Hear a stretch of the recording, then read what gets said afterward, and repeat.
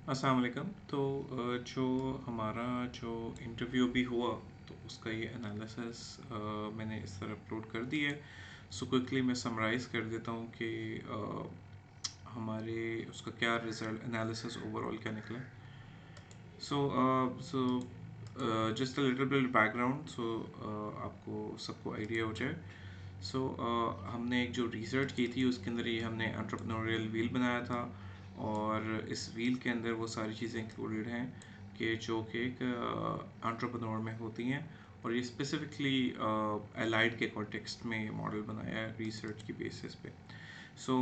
वकास भाई को भी हमने इसी मॉडल के ऊपर असेस किया है कि इनमें से इनके अंदर कौन कौन सी चीज़ें मौजूद हैं, कौन कौन सी चीज़ें मौजूद नहीं हैं, और कौन कौन सी पार्शली प्रेजेंट है। तो समराइज अगर इसको करें तो इसके अंदर अगर कैरेक्टरिस्टिक्स देखे जाए तो 9 कैरेक्टरिस्टिक्स प्रेजेंट है, और 6 जो है वो पार्शली प्रेजेंट है।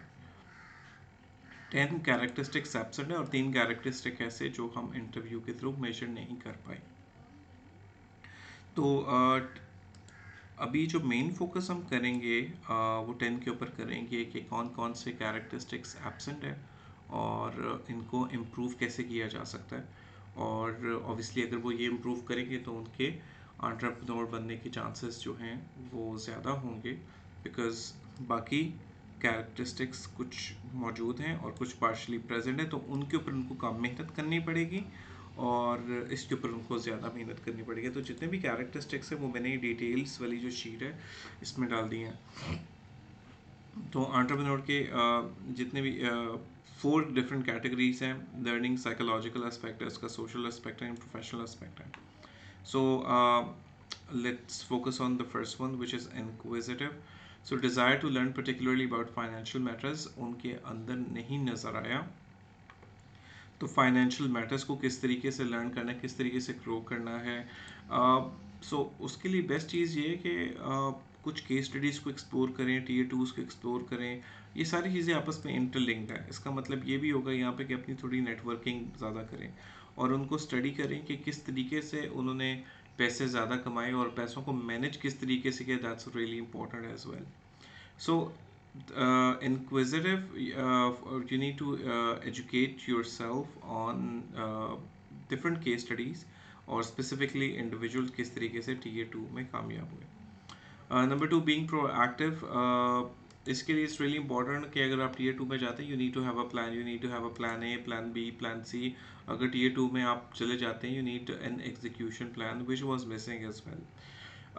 Visionary, obviously, I can understand at this situation जो करंटली वकास साहब की सिचुएशन जा रही है, you know thinking and dreaming big in terms of आपके अपने डिज़ायर, इंटेलेक्चुअल क्यूरियोसिटी के बारे में भी बात कर रहा हूँ मैं।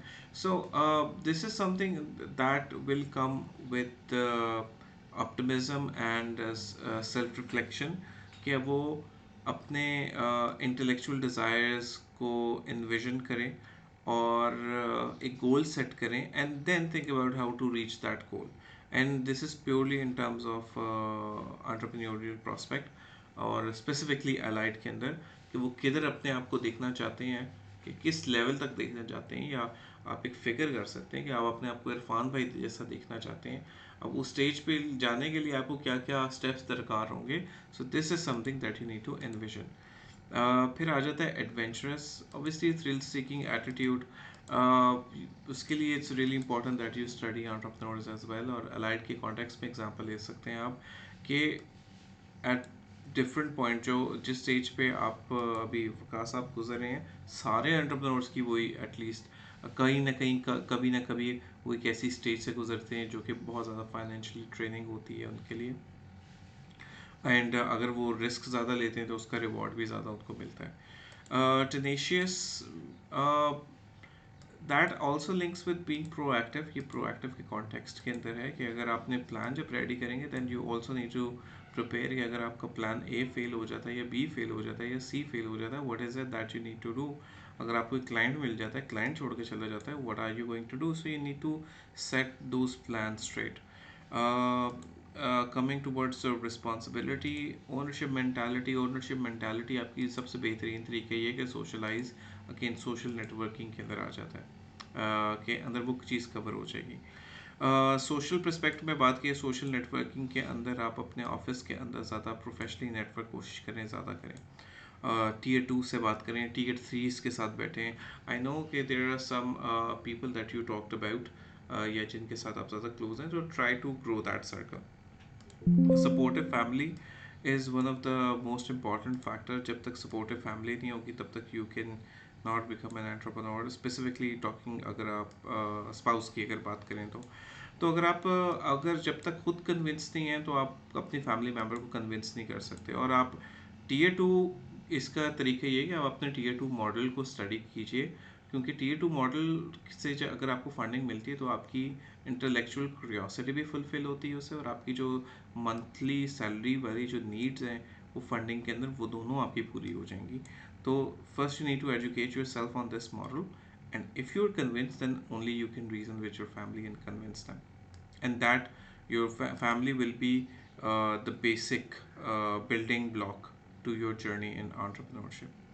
नंबर आगे आ जाते हैं ड्रिवन। ड्रिवन के अंदर भी सेम चीज़ आ जाएगी कि अपने टी ए टू मॉडल को आप अपने एजुकेट करें, क्योंकि you need to go through what T2 model is. That will create a lot of drive in you.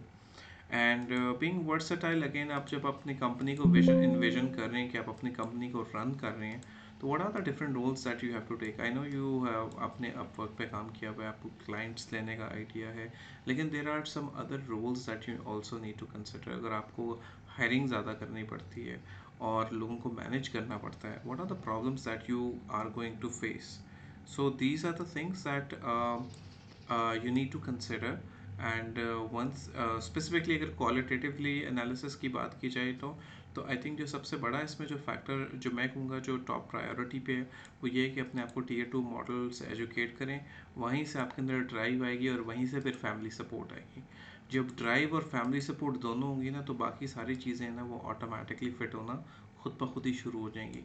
जब तक ये दो मेन चीज़ें नहीं है, drive and family support, it's going to be really hard कि आप रिस्पॉन्सिबिलिटी क्रिएट करें या आप ज़रा एडवेंचरस हों या वर्सटाइल हों। So that's my take on it, and if you have any further questions please don't hesitate to contact. Thank you.